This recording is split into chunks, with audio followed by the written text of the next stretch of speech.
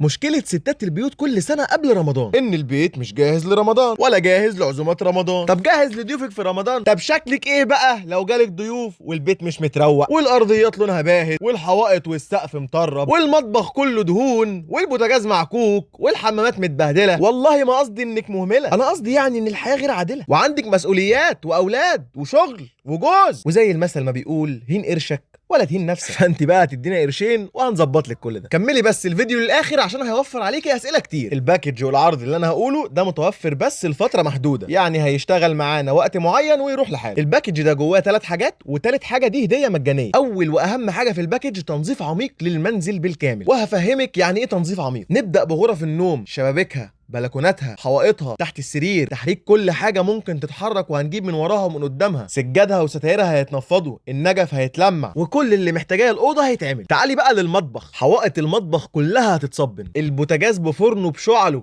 هيتفرموا. كملي معايا الفيديو للاخر. دواليب المطبخ جوه وبره وفوق وتحت، ثلاجتك، فريزرك، ديب فريزرك، ميكروويفك، اير فرايرك، وليله كبيره قوي ساعات. خلصنا المطبخ وبقى زي الفل. تعالي بقى ورايا على الصاله، الريسبشن، نيشك، بوفيهك، سفرتك، انتريهك، صالونك، ركنتك، ستايرها، شبابيكها، بلكوناتها، نجافها، انتيكاتها، شاشاتها، الصاله كلها وكل حاجاتها للبيع.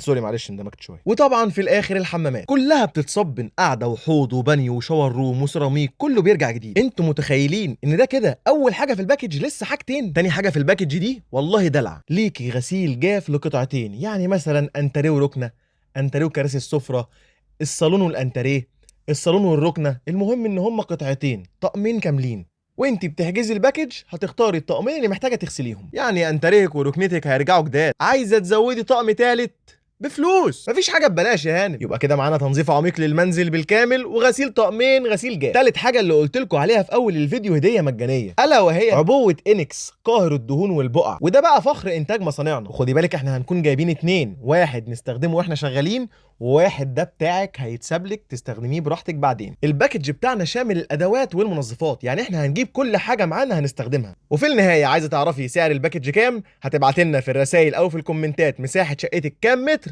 وهنرد عليكي بالتكلفه على طول. واوعوا تنسوا تصلوا على النبي، اللهم صل وسلم وزد وبارك على سيدنا محمد.